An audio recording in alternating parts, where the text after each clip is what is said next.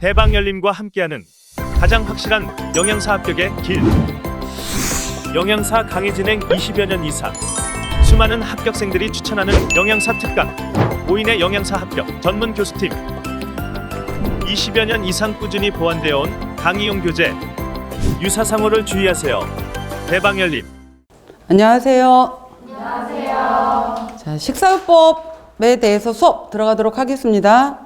자, 오늘 식사요법, 어제 이제 먼저 수업을 시작하셨으니까 영양사 전체적인 개론은 들으셨을 거라고 봐요.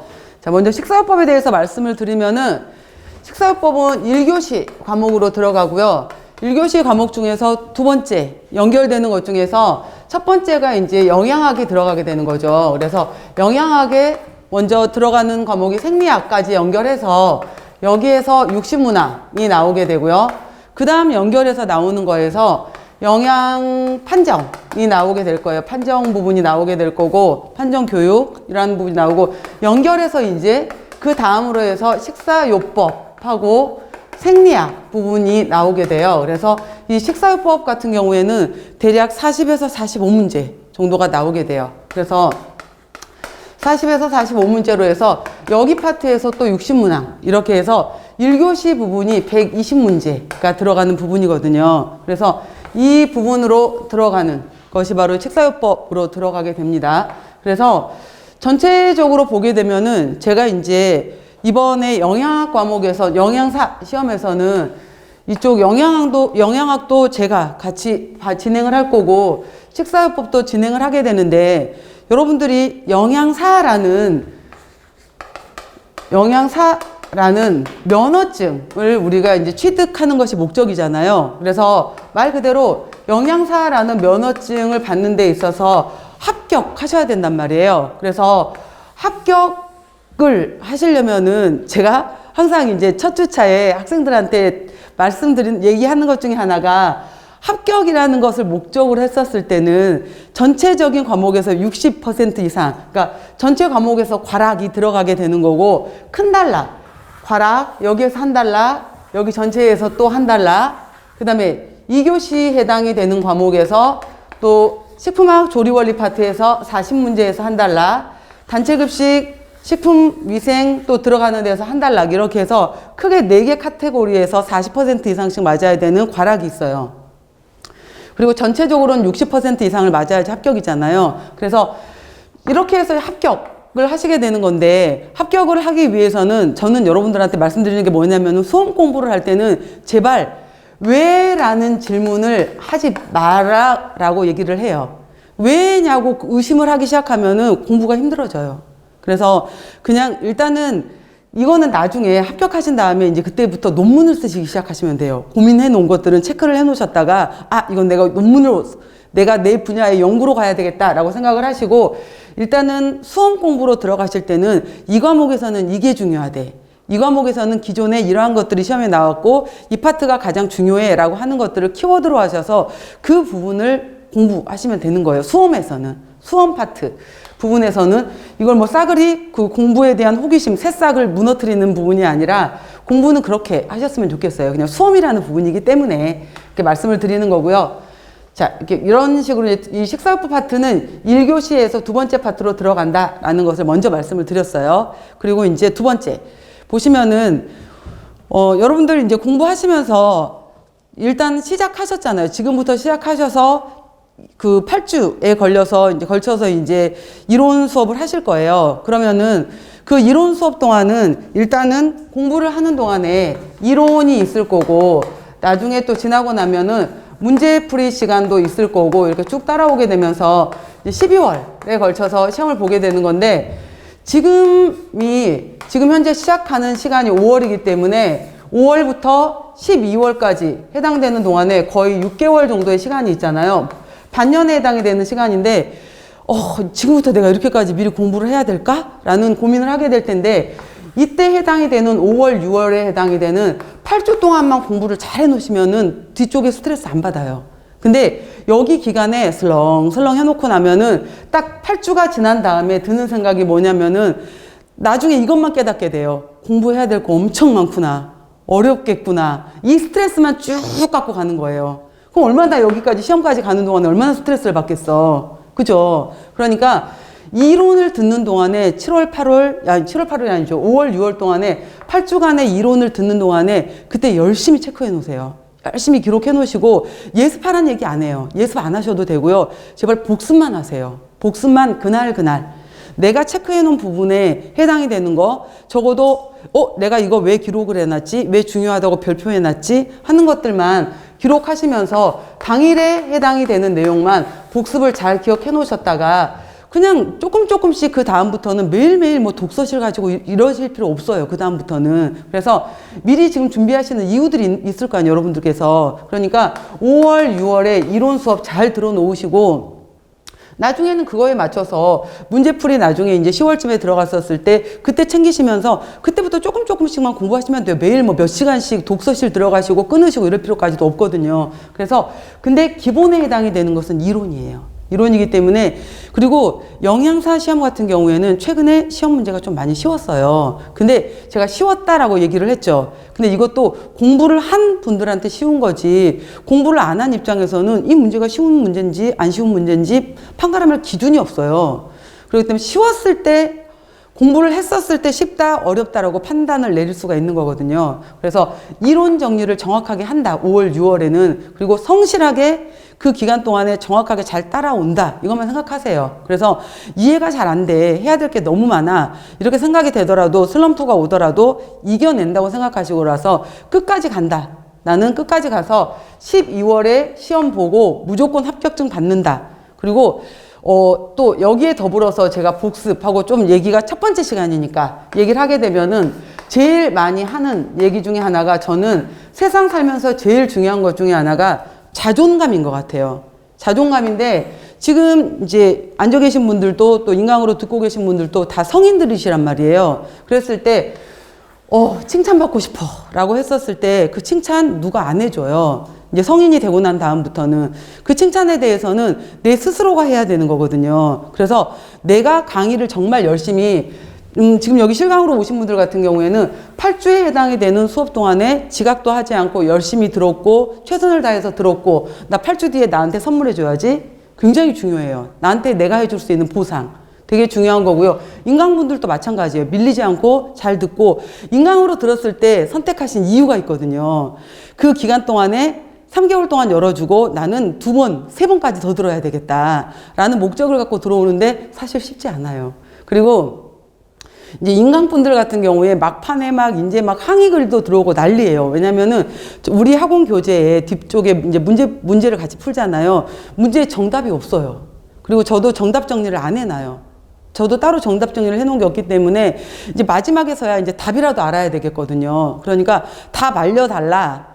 답 없습니다. 이렇게 말씀을 드리면 답도 없냐, 이제 땡땡 같다, 이러면서 이제 욕하고 항의하고 이러시는 분들도 계시는데 답 의미 없어요. 답이 1번에 4번이고 2번에 3번이 뭐가 중요하겠어요. 왜 이 답이 나왔는지를 도출을 하려면은 이 공부가 되어 있었을 때 그 답을 추론해낼 수 있었던 거였거든요.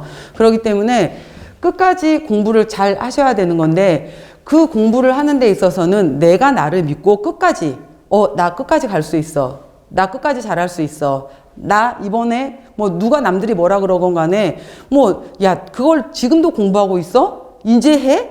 라는 말 아무 의미 없어요. 내가 하겠다는데 내가 해서 이번에 합격하겠다는데 그러니까 아무 의미 없어요. 그런 말들에 휘둘릴 필요도 없고 저도 사실 영양사 시험 재수생이거든요. 첫 번째 때 제가 공부를 안 한 거예요. 그래서 너무 만만하게 본 거예요, 시험을. 그래서 이제 시험 3주 전쯤에 딱 앉아갖고 이제 공부를 시작해볼까 너무 만만하게 본 거죠. 저희 때는 되게 쉬웠었거든요. 그래서 3주 전쯤에 딱 앉아서 제가 시작을 했는데 첫 번째 딱 영양학부터 나오잖아요. 넘기기 시작한 거예요. 쫙 넘기는데 뭔 말인지 한 개도 모르겠어요. 쫙 넘기는데 생화학 뭐가 뭔지 더 모르겠어. 쭉 끝까지 이 과목 패스, 이거 패스, 이거 패스 끝까지 딱 넘기는데 한 15분 걸린 거예요. 안 되겠다. 내년 패스. 그리고 나서 그 다음에 이제 다음 학생들하고 같이 시험 봤었거든요. 그리고 합격하고 나서 야, 나 수석이다 막 이랬어요. 알 바 없잖아. 내가 수석인지 아닌지 누가 알 거야. 나 합격했는데. 여러분들도 합격하면 다 그냥 수석이라 그러세요. 근데 요즘은 나와. 요즘은 돈 700원, 800원 내면은 전부 다 내 점수 다 나오고, 그 다음에 누가 수석인지 다 나와요, 요즘에는.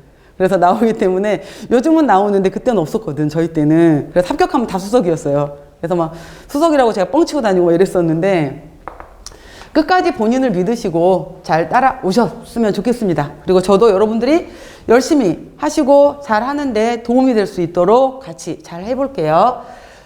자, 그리고 공부를 하실 때는 중요한 것 중에 하나가 뭐냐면은 내가 어디쯤 공부를 하고 있는지 보는 거고요. 제가 항상 공부 방법에 대해서 얘기를 해드리는 첫 번째 시간에 공부 방법에 대해서 얘기를 하는데, 공부를 할 때는 그 과목의 차례를 꼭 보세요. 차례. 그리고 큰 제목. 1번이 뭐였고, 이 1번에 뭐가 뭐였고, 여기에서 1번이 뭐였고, 여기에서 1, 2, 3, 4가 뭐였는지. 그래서 이렇게 큰 제목을 알고 이렇게 얘를 흐름을 알아야지, 얘만 열심히 외웠는데 얘가 얘를 물었는데 이걸 물은 건지를 몰라요. 그렇기 때문에 일단은 공부를 할 때는 여기만 냅다 외우는 게 아니에요. 여기만 외우는 게 아니라 먼저 오늘 배웠던 내용에서 큰 제목이 뭐였는지 파악하는 게 중요해요. 그래서 순서. 그래서 도대체 식사요법은 무엇을 배우는 과목인가? 라는 것부터 시작해 볼게요. 그리고 이제 여러분들도 또 실강으로 오신 분들, 또 인강으로 오신 분들 같은 경우에는 난 공부 혼자 하기 어려울 것 같아 라고 하시게 되면은 같이 또 이제 스터디도 하시고 같이 물어봐 주기 이런 것도 하시고, 또 우리 학원 카페 있거든요. 그래서 뒤에 여기 학원 교재 보시면은 또 카페 있으니까 카페 들어오셔서 위생만점, 영양만점, 위생만점 카페 있으니까 저도 또 중간중간 들어가서 여러분들한테 도움 드릴 수 있도록 할 테니까 같이 여러분들도 서로 윈윈 하시면서 끝까지 잘 하셨으면 좋겠습니다. 자, 먼저 이 차례 부분 먼저 봐보세요. 차례.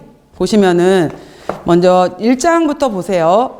1장 보시면 오늘 1장 들어갈 거예요. 보시면 식사요법의 개요라고 나왔잖아요. 한번 체크해 보실까요? 여기에서 우리가 시험 문제지를 주기 시작한 게, 그리고 그전에는 시험이 모든 국가 의료 시험이 1월, 2월에 있었어요. 근데 12월 달로 시험이 넘어온 지가 이제 3년째가 됐어요. 올해로 4년째가 됐고요. 그전에는 1월 말 2월 초에 있었거든요.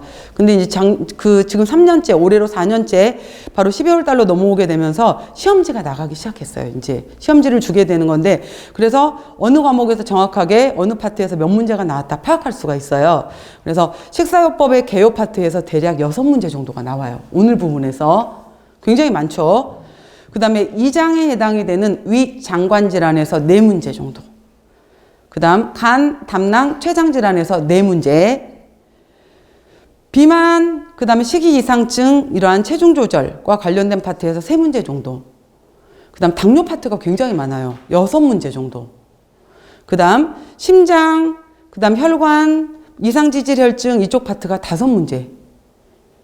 그 다음 신장, 사구체 신염, 신부전, 신결석 이쪽 파트가 4문제 정도. 빈혈 파트 1문제.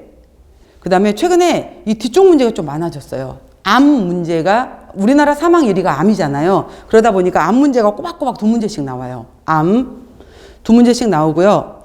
그 다음 면역 파트, 뭐 또 면역은 알레르기 문제라든지 수술, 화상, 그 다음에 또 요즘에도 이게 코로나 바이러스부터 시작해서 여러 가지 호흡기 질환들이잖아요. 이러한 것들하고 관련돼서 또 문제들이 나와요. 그래서 3문제 정도 이 파트에서도. 그 다음 신경계 및 골격계 질환으로 해서 1문제 정도, 한두 문제. 그 다음에 선천성 대사질환 내분비 조절 장애로 2문제 정도 해서 이쪽에서 문제들이 또 여기 또 문제들이 한두 문제씩 또 조정이 되기도 해요. 그렇게 해서 문제가 식사요법 파트에서 대략 40문제에서 45문제까지 나오기 때문에 비중이 굉장히 크죠. 그래서 큰 파트다라고 설명을 드렸고요. 자, 짧게만 얘기해 볼게요. 보시면은 식사요법 부분은 어떤 식으로 나오는 거냐면은 여러분들이 아마 학부 때 배우셨던 내용 중에서 임상영양학이라는 과목도 있으셨을 거고, 그 다음에 식사요법이라는 과목도 있었어요. 그러면은 임상영양학 같은 경우에는 주로 뭐하고 많이 더 관련이 되어 있었냐면은 생리학하고 더 많이 관련이 되어 있었어요. 그래서 우리가 이제 여기 연결해서 그 다음 들어갈 부분이 바로 위장관 질환 이랬잖아요. 그럼 우리가 음식을 섭취를 했었을 때 구강에서부터 음식을 저작작용을 해서 식도를 지나서 음식물이 위를 지나서 소장을 지나서 대장을 지나서 그 다음에 항문을 지나서 음식물들이 빠져나오는 과정이 있어요. 이 과정에서 전체적으로 생리학 문제 같은 경우에는 어떠한 소화 효소가 작용을 하느냐, 어떠한 호르몬이 작용을 하느냐, 이러한 거예요. 그죠? 그랬을 때 임상영양학에서는 만약에 위에 문제가 생겼을 때 이러한 것들이 어떻게, 어떤 부분에 있어서 작용이 이상이 돼서 발생을 하였느냐, 왜, 어떤 부분에 문제가 발생을 해서 어떤 문제로 문제가 발생을 했어? 라는 기전을 찾는 거예요. 기전. 원인에 관련된 쪽으로 해서 임상영양학은 이거에 관련된 원인을 찾는 데 주로 이제 포인트를 맞춘다면은 그렇게 해서 위염이 발생을 했어. 장염이 발생을 했어. 변비가 발생을 했어. 라고 했었을 때 이 질환들이 각각에 발생되는, 그래서 생리학하고 연결되어 있는 거예요. 식사요법이. 이러한 것들이 연결되어 있었을 때, 그래서 염증이 생겼다, 변비가 생겼다, 크론병이 생겼다, 여러 가지 질환이 생겼다 라고 했었을 때 여러 가지 요법이 있을 거 아니에요. 수술로 할 거야? 약물로 할 거야? 식사로 할 거야? 라고 했었을 때 수술은 병원에서 의사들이 할 거예요. 약물은 약대에서 배울 거예요. 그래서 우리는 여러 가지 질병에 대한 것을 어떻게 치료할래? 식사를 통해서 치료할 거야. 이게 식사요법이에요. 그래서 바로 우리가 식사요법에서 배우는 것은 그 질환이 왜 발생됐는지에 대한 간단한 기전. 그러다 보면 생리학적인 것들이 배워야 되는 거예요.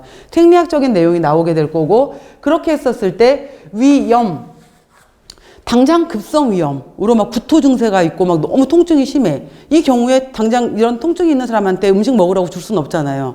그런 사람한테는 초기에는 음식을 안 줘. 절식을 시킨단 말이에요. 회복에 따라서 죽부터 먹이잖아요. 탄수화물 시기부터 먼저 먹여요. 이런 식으로 해서 섬유질 많은 거 주면은 일단 통증을 일으킬 수 있으니까 섬유질 많은 것들은 제한시켜. 이런 식으로 해서 그 원인들을 이제 점점점 적용을 시켜가는 거예요. 식사요법이라는 것은. 이렇게 해서 바로 구강의 문제, 식도의 문제, 위의 문제, 소장의 문제, 대장의 문제와 관련된 파트를 우리가 위장관 질환이다라고 얘기를 해요. 그 다음, 여기에서 있었을 때 이러한 것들이 또 대사를 하기 위해서는 간에서의 담즙을 만드는 간에서의 대사가 또 필요해요. 간에서 담즙을 만들어서 담낭에다 저장을 해요. 췌장에서는 소화효소를 분비를 해줘요. 그래서 간, 담낭, 췌장 질환까지를 묶어서 우리가 소화기계 질환이다라고 얘기를 하는 거예요. 그래서 각각 간이 기능을 못했을 때, 담낭이 기능을 못했을 때, 췌장이 기능을 못했을 때 또 어떠한 문제점이 발생을 하고 우리는 그때 식사요법을 어떻게 할 것인가 라는 것이 두 번째 파트예요. 다음, 심장이 있게 되고, 심장의 제일 중요한 기능은 바로 좌심실로부터 지금도 끝없이 계속해서 맥박은 뛰어야 되고 심장이 멈춘다. 이게 사람이 죽는 거거든요. 그랬을 때 좌심실에서 대동맥으로 혈액을 뿜어야 돼요. 혈액 펌핑을 해야 되는 거고, 그랬을 때 바로 이제 여기 동맥에서 받는 압력, 이것을 바로 우리가 혈압이라고 하는 거예요. 이 혈압이 정상보다 높아? 고혈압. 정상보다 낮아? 저혈압. 여기 혈관에 있어서 딱딱해지면서 혈관에 문제가 생겼어? 동맥경화. 이 혈액 성분이 끈적끈적해지면서 콜레스테롤이 높아졌어? 중성지방이 높아졌어? 여러 가지 문제가 발생을 했네? 이상지질혈증. 심장이 제대로 뛰지를 못하고 심장이 펌핑을 못해? 여러 가지 발생되는 심장이 혈액 순환을 하지 못하는 우렬성 심부전. 우렬성 심부전에 협심증도 있고 심근경색도 있는 거예요. 여러 가지 이러한 심장순환계에 관련된 질환들을 그 다음 챕터에서 또 배우게 될 거예요. 그 다음에 우리가 혈당, 혈액 속의 글루코즈, 혈당이라는 것은 굉장히 중요한 역할을 하게 되는 건데 이 혈액 속에서의 혈당이 바로 에너지 대사의 기본이 되는 거거든요. 근데 이거를 기능을 하려면은 췌장에서 분비되는 인슐린의 기능이 있어야 돼요.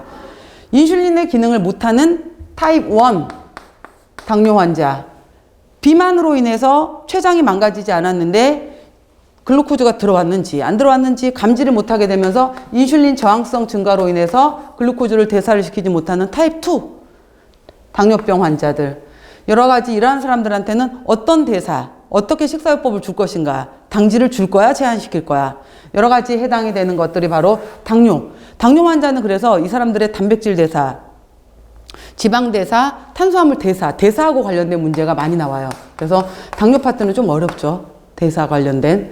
그래서 당뇨 부분도 나오게 되고요. 그 다음에 또 많이 나오는 파트가 바로 신장질환이에요. 신장질환이라는 것은 바로 배꼽을 기준으로 해서 양쪽에 신장 두 개가 있고요. 신장에서 나오는 소변을 받는 수뇨관, 수뇨관에서 나온 소변을 모아놓는 방광, 방광에서 나온 소변이 빠져나오는 요도, 이 전체를 비뇨기계라고 하게 되는데 우리가 배우는 것은 키드니, 이 신장을 배우는 거예요. 자, 이 신장이 제일 중요한 것은 소변을 걸러서 버리는 역할을 해야 되는 거예요. 그랬을 때 얘가 기능을 못했을 때 사구체 신염, 신부전, 신증후군, 그래도 안 되면은 투석, 그래도 안 되면 신장 이식, 여러 가지 이것들에 배우는 것이 바로 신장질환이에요. 그래서 이 전반에 대해서 쭉 배워갈 거예요, 우리가 이제는. 그래서 이런 것들에 대해서 왜 발생을 했는지, 어떤 증상이 나타났었는지, 자, 이런 경우에 우리는 어떻게 식사요법을 해줄 것인지, 이게 식사요법 문제예요. 그래서 이러한 것들을 배우는 부분이 바로 식사요법이구나 라고 이제 좀 머릿속에 정리하시면서 들어가도록 할게요. 그래서 항상 어떤 과목이든지 간에 들어가실 때 어떤 과목이든지 간에 차례를 항상 먼저 보세요. 차례. 그래서 내가 지금 어디쯤 공부를 하고 있고 이 과목에서의 차례는 어디다 라고 보시면 될 것 같아요. 자, 이론에서 차례까지 보셨고요. 자, 지금부터 이제 들어갈 내용이 제1장 식사요법의 개요라고 들어갔어요.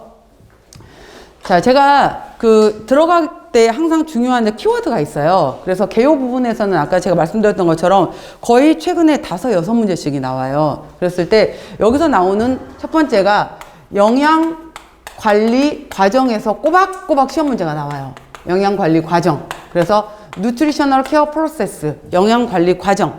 이거 하나하나를 세세하게 물어보기도 하고 영양관리 과정의 순서를 물어보기도 하고 여러 가지 영양관리 과정이 무엇이냐라는 걸 물어보기도 하고요. 그 다음에 여기에서 관련된 걸로 해서 또 이제 그 다음에 병원식, 병원식이라고도 하고 병인식이라고도 하게 되는데 여기에서 일반 병인식 여러 가지 관련된 것들도 있고요. 환자식으로 주는 치료식도 있고요. 그 다음에 검사식 이런 것들이 있는데 이러한 병원식에 관련된 것들이 또 하나가 나오고요. 그 다음에 영양지원법으로 해서 환자가 우리가 정상적인 경우에는 당연히 구강으로 밥을 먹지 입으로 먹고 장에서 소화흡수를 시키게 되는 건데 그게 되지 않는 환자들도 있단 말이에요. 그럴 때 바로 그리고 예전에는 이게 경관급식법에 해당이 되는 것이 과거에는 시험 문제가 많이 안 나왔어요. 나온 적이 없었어. 근데 최근에 2, 3년 전부터 이 시험 문제가 나오기 시작해요. 왜 나오냐면은 요즘에 노인 인구가 굉장히 많아졌잖아요. 그래서 요양병원이 굉장히 많아졌고 요양병원을 기준으로 해서 노인분들께 실제로 경관급식을 굉장히 많이 해요. 그러다 보니까 최근에 경관급식에 관련된 시험 문제가 꼬박꼬박 나와요. 그래서 실제 이 사례가 많다 보니까 그래서 경관급식법 또 이것도 안 될 때는 정맥영양법으로 해서 이게 영양지원법이 예전엔 안 나오던 파트였어요. 최근 2년, 3년 이내에 최근에 계속 나오고 있는 파트가 바로 이제 영양지원법 파트가 또 나오게 되고요. 그 다음에 식품 교환표를 이용해서 에너지 계산하고 하는 것이 또 꼬박꼬박 나오죠. 그래서 바로 제1장에서는 키워드가 이 4가지예요. 그래서 4가지 키워드를 기준으로 해서 영양관리과정, 병원식, 영양지원법, 식품교환표 이거를 반드시 내가 다 이제 이해하고 기억하겠다 생각하시면서 가도록 하겠습니다. 자, 봐볼게요. 그래서 항상 제가 큰 제목을 보라 그랬죠. 큰 제목. 자, 보세요. 식사요법이라는 것은 영양사의 단독 영역 아니야, 아직까지는. 의사의 진단이에요. 의사의 진단에 따라서 영양 원리를 기본으로 해서 자, 질병의 종류가 무엇이냐, 이 환자의 건강 상태가 어느 정도냐. 그러니까 식사요법은 일반인이 대상 아니야. 일반인을 대상으로 하는 것은 기본적인 영양학이나 단체급식이에요. 단체급식이 일반인이고 식사요법은 말 그대로 환자 대상이에요. 환자. 식사요법은. 그래서 환자의 질병의 종류, 건강 상태에 따라서 영양 대처 식사의 실천으로 자, 밑줄 쳐보세요. 식사요법의 목적은 이거예요. 이 환자의 영양 상태를 증진시키고 질병을 치료하고 합병증을 예방하고 질병 재발을 방지하고자 한다. 그래서 이게 식사요법의 목적이라는 거. 영양 상태를 증진하고 질병을 치료하고 합병증을 예방하고 질병 재발을 방지하고자 한다라는 거예요. 자, 첫 번째 키워드. 영양 관리 과정이라는 게 뭐냐라고 했는데 이거는 미국식이야. 미국에서 이제 이걸 제안을 한 거예요. 그래서 영양 관리 과정, Nutritional Care Process. 그래서 이거를 줄여서 NCP라고 해요. 그래서 병원마다 다 환자가 들어왔었을 때 이 프로세스가 틀려. 이러지 말고 이걸 좀 체계화 좀 시키자. 모든 병원이 똑같게. 이렇게 해서 만든 거예요. 그래서 실무 영양사가 환자에게 전문적인 영양관리를 제공하기 위해서 좀 체계적인 업무 수행 절차인 영양관리 과정 및 모델을 개발한 거예요. 미국이에요, 미국에서. 그래서 이건 임상 영양관리와 임상은 환자잖아요. 그죠? 환자와 관련된 업무의 전 과정을 표준화해서 바로 임상 영양과 영양관리 영역을 체계적으로 연결시키는 바탕이 되었다라고 했어요. 그래서 이 NCP 기출 문제들을 보게 되면은 순서 물어보는 거 먼저 이 NCP의 순서가 옳게 된 걸 찾으시오 이런 문제 봐보세요. 그래서 맨 처음에 이 환자가 어느 정도인지 먼저 자료를 통해서 판정을 해야 돼요. 영양 판정. 두 번째 이걸 통해서 이 환자가 지금 과영양 상태다, 불영양 상태다라는 진단. 그리고 고지혈증이네, 고티지혈증이네, 혈당이 너무 낮네, 높네, 이걸 진단을 해요. 두 번째 단계에서 진단. 그러면 이 사람은 자기가 밥을 3그릇 먹고 있는 건데 이 정도는 다 먹지 않아요? 이거에 대해서 전혀 인지를 하지 못하고 있었던 거예요. 그럼 교육을 시켜줘야 될 거 아니야? 중재, 영양 중재. 그 다음에 이거를 통해서 이 사람한테 밥 먹고 난 다음에 과일 많이 먹는 거 좋지 않아요. 과일도 먹을 때는 반 개씩만 드시고요. 식사 사이에 드세요. 이런 식으로 이제 교육을 시킨 거예요. 그렇게 해서 3달 뒤에 혈당의 변화를 봅시다. 이렇게 얘기를 하고 나서 3달 뒤에 이 사람의 혈당 변화를 살펴봐요. 그래서 영양 모니터링 및 평가. 그래서 잘 지켜지고 있으면 또 다른 이제 또 계획을 세워주겠죠. 이렇게 해서 계속 피드백을 시켜줘요. 이 단계, 4단계 순서 알아놓기. 자, 영양 판정, 영양 진단, 영양 중재, 영양 모니터링 및 평가 순서. 그리고 여러분들 공부하실 때 있잖아요. 혼자 공부를 하실 때 제가 수업 시간에 질문하실 때는 같이 입으로 소리를 내셔도 좋고요. 내가 내 소리를 내잖아요. 그것도 내 귀를 통해서 내 뇌로 인식이 돼요. 그러면은 그냥 소리를 안 내는 것보다 훨씬 더 이게 각인이 돼요. 머릿속으로. 그리고 우리가 그 공부라는 것의 경우에도 왜 우리 치매 환자들 같은 경우에 치매의 경우에도 최근의 것은 기억을 옛날 거는 기억을 하는데 최근 걸 기억을 못 하잖아요. 옛날 거는 되짚어서 옛날 기억은 장기 기억으로 이제 넘어간 거예요. 근데 최근 기억은 장기 기억으로 넘어가질 못해요. 그러니까 최근 건 다 잊어버리는 거야. 근데 옛날 거는 30년 전에, 40년 전에, 60년 전에 거는 다 기억을 해. 그건 장기 기억으로 넘어갔거든. 근데 여러분들 이거 오늘 같은 경우에도 이렇게 학원에서 공부하시잖아요. 공부하시고 제 강의 듣잖아. 이거 앉아만 있는 거지 공부한 거 아니거든. 왜냐면은 영상 보고 강의 듣고 이런 거 있잖아요. 이거는 대뇌에서 앞쪽에 전두엽을 써야 돼요. 이게 공부인 건데 영상으로 듣거나 소리로 듣는 것은 후두엽을 쓰는 거예요. 그러면은 이거를 앞쪽으로 전달을 바꿔야 돼. 전달을 바꾸려면 내가 정리를 해야 돼요. 다시. 내 스스로가. 그래서 쓰는 과정, 정리하는 과정을 통해서 앞쪽으로 연결을 시켜놔야 돼요. 그래야지 아까 제가 지금 공부한 것들을 12월까지 끌고 가려면은 당일에 이걸 앞쪽으로 옮겨놔야 돼요. 그래야지 이거 왜 써놨지? 이런 것들이 있었잖아요. 왜 써놨을까? 그래서 이거 내가 4가지 키워드가 있었어.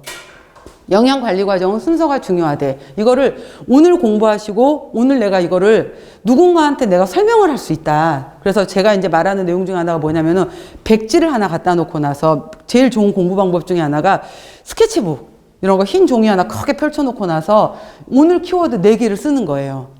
선생님이 수업 시간에 말했던 4개의 키워드를 써놓고 나서 크게 펼쳐 놓고 나서 NCP에 대해서 내가 아는 대로 쭉 써보는 거예요. 순서가 뭐였지? 그 중에서 영양 판정이 뭐였지? 진단이 뭐였지? 이렇게 쭉 써보는 거예요. 그래서 내가 기억나는 대로. 그리고 나서 넘겨봤을 때 내가 몇 개 단어나 썼나? 그러면은 거기에서 떠오르는 거 나중에 체계화시키면 되거든요. 그러니까 그거를 계속 반복하는 거예요. 그래서 이걸 단기 거를 장기화시킬 수 있는 기억이 필요해요. 그 다음에 12월 달에 시험 합격하고 난 다음에 버려버려요. 그래도 돼. 그때는. 그때까지만 기억을 끌어놔. 6개월간만. 그러려면 계속 반복하는 방법밖에 없어요. 계속. 말했어요, 여러분들. 제가 지금 말하고 그다음에 영상으로 보시고 이런 것은 전두엽으로 가는 게 아니라고. 이거 후두엽이에요, 후두엽. 뒤로 가는 거기 때문에 앞쪽으로 끌어오셔야 돼요. 그러니까 여러분이 쓰고 말하고 내 목소리로 말하고 제일 좋은 것은 누군가한테 설명을 해주는 거야. 자, 내가 오늘 강의 시간에 들은 거 얘기해 줄게. 앉아봐. 인형 데려다 놓고 얘기를 하든지 강아지 데려다 놓고 얘기하든지 얘기를 하세요. 설명을. 그게 제일 중요해요. 그럼 체계적으로 내가 간단하게라도 설명할 수 있으면 되게 중요한 거거든요. 그래서 어떤 분들은 그거를 자기 거를 녹음을 하시는 분들도 있더라고요. 녹음을 해서 뭐 내가 들어보는 방법 있잖아요. 녹음해서 내가 오늘 중요한 키워드 한번 들어보기. 내가 뭘 빠뜨렸지? 요즘에 핸드폰 이런 게 옛날에 쓰기였지만은 요즘은 이제 핸드폰이 있으니까 내 목소리 내가 녹음해서 어떤 부분 빠뜨렸나 이런 거 한번 체크해 보기 이런 것도 있더라고요. 그러니까 여러 가지 다양한 방법으로 나만의 공부 방법 이런 걸 찾아보는 것도 좋으실 것 같아요. 자, 단계 4개 알아놓기. 그러니까 소리 계속 내서 같이 읽으시라고 제가 얘기한 거예요, 지금. 자, 첫 번째 단계가 뭐다? 영양 판정. 두 번째 단계 영양 진단. 세 번째 단계 영양 중재. 네 번째 단계 영양 모니터링 및 평가. 이렇게. 맨 처음에 밑에 그림 봐보세요. 영양 검색. 영양 검색이란 단어 있는 거 눈에 한번 봐보세요. 영양 검색. 영양 검색을 통해서 이 환자 굉장히 좀 의심스럽고 굉장히 이 환자는 당장 빨리 필요할 것 같아요. 상담이. 이러한 사람을 의뢰를 받았어.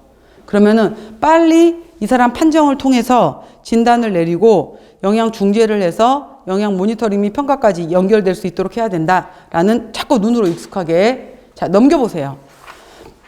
먼저 자, 이 중에 이제 첫 번째 단계가 영양 판정이야.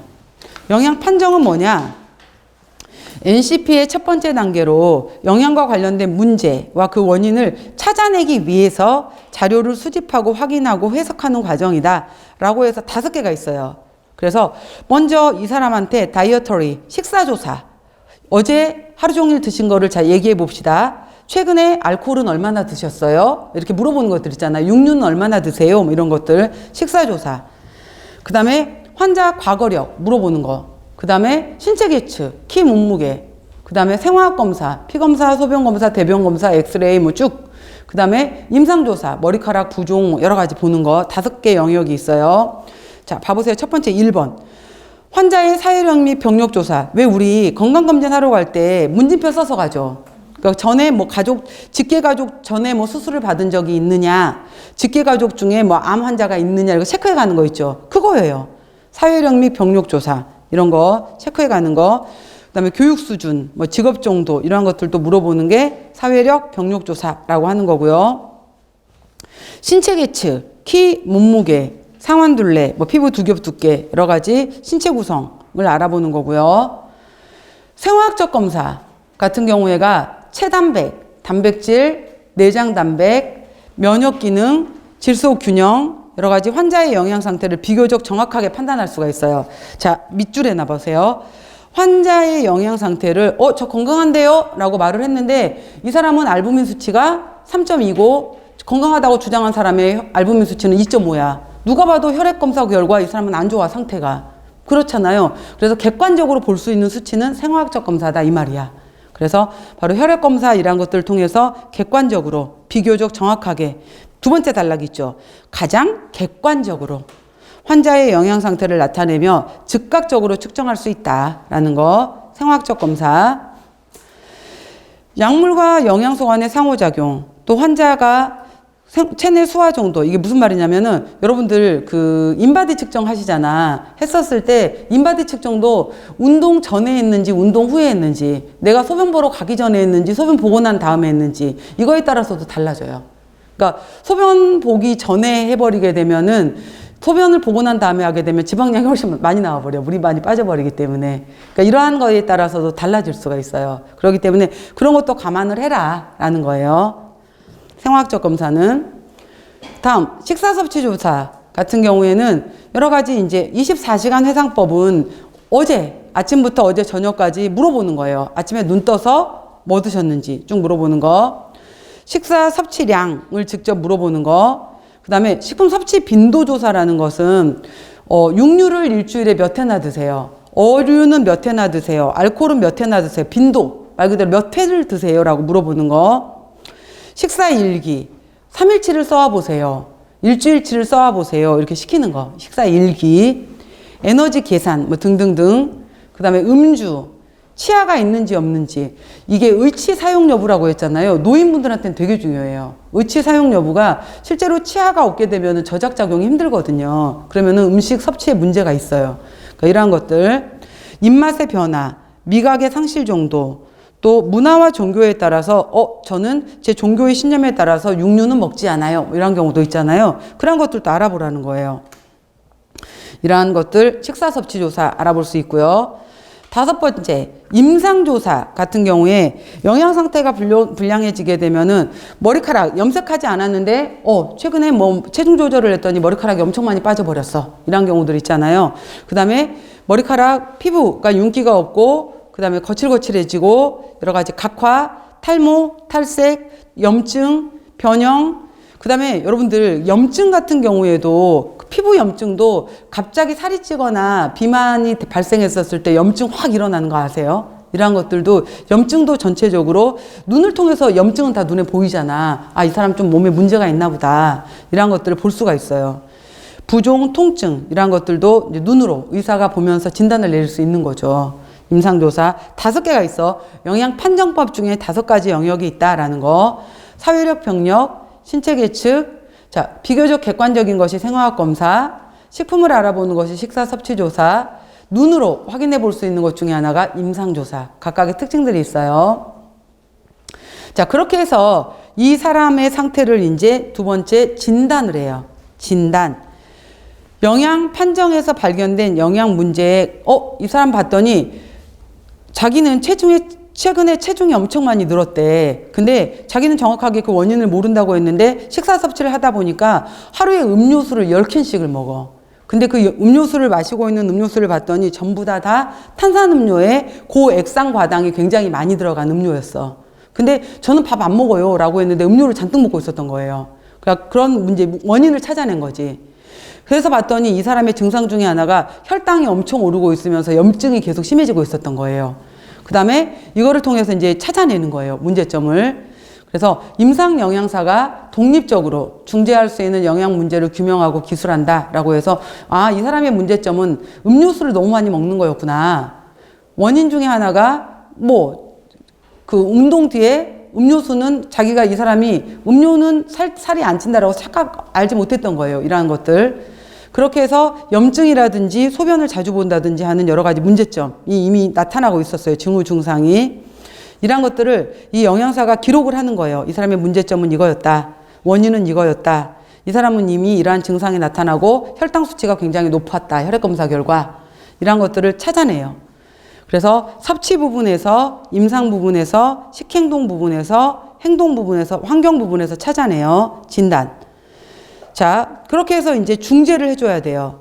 이 사람 개인한테 또는 가족한테 또는 집단을 대상으로. 그래서 여러분들 왜 병원 가보게 되면은 오늘은 당뇨 교육이 있어요. 오늘은 암 환자 교육이 있어요. 이런 교육센터 있잖아요. 이렇게 해서 교육을 시켜주기도 해요. 개인한테도 교육하고 집단을 대상으로 교육하기도 하고. 그래서 환경 여러 가지 계획을 한다라는 거죠. 그래서 영양 중재의 4가지 영역은 실제로 비타민 무기질이 모자란다라고 하게 되면 식품 영양소를 주기도 하고, 저는 과일은 전혀 살 안 찌는 줄 알았어요. 과일은 많이 먹어도 되는 줄 알았어요. 아니에요. 과일 속의 과당도 너무 많이 먹게 되면은 중성지방이나 콜레스테롤로 넘어가요. 이런 교육을 해주는 거예요. 그래서 영양 교육을 해줘야 되고요. 상담을 해줘요. 그 다음에 이 사람 같은 경우에는 너무 집착하고 한번 먹기 시작하면은 당류를 먹는 것은 마카롱을 20개씩을 먹어. 근데 이 먹는 것을 도저히 조절을 못해. 이 사람은 일단 정신과적인 치료가 먼저 필요하겠다. 그러면 정신과 상담을 해줘야겠네. 라고 해서 이 사람은 물리치료, 이 사람은 간호과, 이 사람은 다른 대하고도 먼저 타 분야와의 협의도 필요하겠다. 이런 식으로 해서 중재 때는 이러한 것들이 필요해요. 중재. 자, 그렇게 해서 이제 모니터링을 하고 평가를 해요. 그래서 3개월 뒤에, 한 달 뒤에 이 사람의 혈당이 낮아졌는지, 이 사람이 과일 먹는 것을 많이 섭취를 줄였는지 해보는 거예요. 그래서 여러 가지 지표, 결과를 측정하고 기록해 본다라고 해서 4가지 단계. 그래서 영양관리 과정에서 결과를 볼 수 있는 것은 지식 습득 정도가 변했는지, 생화학 수치에서 혈당 수치가 낮아졌는지, 환자가 요즘에 아침에 일어났었을 때 몸이 훨씬 가볍고요. 기분도 좋아졌어요. 환자가 자기가 스스로 말할 수 있는지, 그 다음에 약물도 기존에 2알씩 먹던 것을 이제는 1알로 줄여도 되겠어요 라고 하면서 약물에 대해서도 줄일 수 있는지, 이런 것들을 본다라는 거예요. 자, 여기까지가 영양관리 과정에 대한 내용이에요. 자, 다음 넘겨보세요. 그래서 이 영양관리 과정이라는 것은 미국에서 제시한 기준이에요. 그래서 모든 병원들 같은 경우에는 환자가 들어오게 되면은 이런 식으로 좀 체계화돼서 영양 판정을 하고 진단을 하고 중재를 하고 모니터링 및 평가 과정을 갖자라는 것이 NCP예요. 그래서 NCP는 순서, 그리고 영양 판정에 뭐가 있고 진단은 어떻게 하는 거고 중재는 뭐가 있고 모니터링 및 평가는 뭐가 있나, 이거 순서 물어보는 거 각각의 것을 물어보기도 해요. 문제 풀어보다 보면 아실 거예요. 자, 그 다음에 두 번째, 이거 보시면은 영양 판정과 영양 검색이라고 했는데, 이건 뭐냐면은 실제 현재 우리나라에서 하고 있는 방법이에요. 자, 아까 이 NCP는 미국에서 제시한 방법이었고요. 그래서 이건 일종의 이제 모델, 영양관리 과정이라는 모델이었고, 실제 이거는 영양 판정과 검색은 실제 현재 우리나라에서 하는 방법이에요. 현재 하고 있는 방법, 실제 하는 방법이에요. 그래서 여러분들 왜 그 영양 판정이라는 과목이 따로 있었잖아요. 그 영양 판정에서의 그 판정이에요, 이거는. 그러니까 여기서의 영양관리 과정에서는 영양 판정 이후에 진단, 중재, 그 다음에 모니터링, 평가, 이렇게 해서 단계에서 첫 번째 단계로만 봤다면은 지금 여기서의 영양 판정은 큰 범위의 판정인 거예요. 큰 범위. 이건 실제 이제 병원에서 하고 있는 그 판정을 얘기하는 거예요. 자, 보시면은 실제 병원에 들어온 환자들을 대상으로 하는 거예요. 현재 우리나라에서 병원 입원 환자의 영양 분량은 30에서 50%. 실제 환자들 같은 경우에 못 먹어서 사망률이 증가하는 환자들의 경우에는 굉장히 증가시키는 요인 중 하나가 돼요. 그래서 식사요법으로 영양 불량이나 영양 위험 요소를 감소시킬 수 있기 때문에 임상 영양에서 필수적인 업무다라고 했어요. 자, 그래서 영양 판정 비슷해요. 맨 처음에 똑같아요. 정보를 수집하고 환자의 영양적인 문제점을 관찰하고 영양 상태를 평가하고 영양 계획 및 공급의 적절성 평가를 위한 모니터링을 한다라고 해요. 그래서 이건 뭐냐면은 그냥 우리가 임상영양사 시험이 아니기 때문에 그냥 일반 지금 그냥 우리는 기본 영양사 시험이잖아요. 그리고 임상영양사 시험은 따로 있어요. 그리고 임상영양사 시험은 2010년도에 임상영양사라는 그 임상영양사법이 따로 만들어지면서 2012년도부터 임상영양사 시험을 따로 보기 시작했거든요. 그래서 저는 이제 임상영양사 면허증도 따로 갖고 있긴 한데 그건 따로 있어요. 따로 있게 되는 거고, 여기에서는 뭐 어떻게 얘기하냐면은 처음에는 영양 판정을 통해서 병원에 들어온 환자를 먼저 검색을 해라. 어떤 환자가, 그래서 모든 환자를 가장 위험하다고 생각되는 사람을 검색을 통해서 초기 제일 위험한 환자에 해당이 되는 환자를 영양 판정을 찾아내고, 그 다음에 이 환자를 대상으로 해서 대사 영양 프로필이라는 것을 만들어라 라고 하는데, 이거는 임상영양학에서 말하는 기준이에요. 그래서 그냥 우리가 영양사 시험에서 나오는 기준에 해당이 되는 것은 이 정도만 물어봐요. 영양 검색이 무엇인지 정도만. 그래서 실제로 현재 우리나라 병원에서 이루어지고 있는 거에서는 큰 범위의 영양 판정 중에서 들어오는 환자들 중에서 딱 봤었을 때 이 환자들 중에서 위험해 보이는 환자를 먼저 빨리 찾아내는 거예요. 그 다음에 이 환자가 지금 어느 정도로 위험한지 이 환자를 빨리 판정을 해요. 그 다음에 이 환자의 프로필을 쫙 만들어요. 이렇게 그러니까 모든 환자를 다 대상으로 하는 게 아니야. 그 중에서 빨리 위험한 환자를 찾아내는 거. 그래서 대사 영양 프로필이라는 것은 이 환자의 차트를 만드는 거예요. 환자의 차트를 만드는데 이거는 위험한 고위험군 환자만 찾아내서 만들어요. 모든 환자를 만드는 건 아니고. 그래서 이러한 과정이 있다라는 건데 이 정도만 물어봐. 우리 시험 문제에서는 영양 검색이 무엇이냐 정도만. 자, 봐보세요. 그래서 영양 검색이 무엇이냐라고 하게 되는데 뉴트리션 스크리닝이라고도 하고요. 이걸 검색이라고도 하고 내지는 선별이라고도 해요. 스크린. 사람을 골라낸다. 위험한 사람을 찾아낸다 라고 해서 스크리닝이라고도 하고 검색 또는 선별이라는 단어를 쓰기도 해요. 스크리닝이라는 단어에서 검색, 선별. 자, 영양 검색이란 이미 정해진 영양 위험 요인을 기준으로 각 환자의 영양적 문제와 그와 관련된 특성을 찾아내서 영양 불량 상태이거나 영양적 위험 있는 환자를 선별, 찾아내는 과정이다. 실제 병원에서 이루어지고 있는 방법이에요. 그래서 모든 입원 환자들에 대해서는 최대한 빨리 찾아내라. 24시간 이내 빨리 위험한 사람을 찾아내는 것이 바람직하다라고 봐요. 그래서 주관적 지표가 있고 객관적 지표가 있는데, 주관적 지표라는 것은 씹기가 곤란해요. 잘 안 씹어져요. 연하곤란은 삼켜지지 않는 거거든요. 요즘에 음식이 잘 안 삼켜져요. 연하곤란. 씹기가 힘들어요. 요즘에 식욕이 없어요. 먹는 게 많이 줄어들었어요. 이건 의사가 알아요? 본인이 알아요? 본인이 얘기할 수 있는 거잖아요. 그래서 이걸 주관적 지표라고 하는 거예요. 주관적 지표는 나만 아는 거, 환자가 말해줘야지 아는 거. 이걸 주관적 지표. 그 다음에 토할 것 같아요. 최근에 계속 토했어요. 병원에 오기 전까지 설사가 좀 심했어요. 이것도 환자가 말해줘야지 아는 거잖아요. 그 다음에 최근에 몇 개월 동안 계속해서 근육이나 체지방 계속 몸무게가 빠졌어요. 이것도 환자가 말해줘야지 아는 거죠. 그러니까 이러한 것들을 바로 우리가 주관적 지표라고 하는 거예요. 환자가 팔이 안 움직였어요. 걷기가 갑자기 불편해졌어요. 이런 식으로 환자가 말해줘야지 아는 것들을 주관적 지표라고 한다라고 하는 거예요. 환자가 알려주는 거. 객관적 지표라는 것은 실제로 이 사람의 키 몸무게를 봤더니 표준 체중 백분율보다 낮아. 90% 이하로 낮아. 120% 이상으로 높아. BMI를 측정했더니 이 사람은 18.5보다 낮아. 혈액 검사 해봤더니 알부민 수치가 3.0보다 낮아.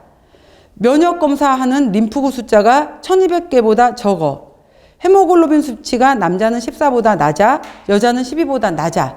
이거는 객관적인 거잖아. 혈액 검사 결과. 판정 기준에서 낮다라는 기준이 있는 거잖아요. 이러한 것들은 바로 객관적인 지표다라고 하는 거예요.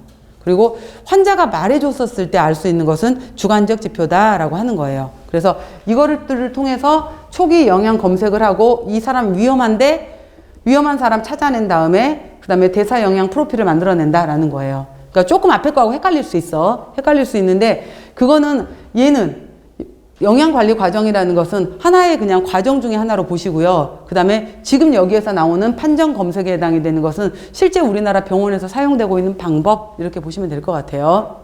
좀 헷갈리죠? 자, 이렇게 해서 두 가지 상태를 좀 나누어서 보도록 했어요. 자, 그 다음에 자, 병원식의 종류 들어가야 되는데 또 시간이 길어질 것 같으니까 잠깐 쉬고 병원식의 종류 들어가도록 할게요.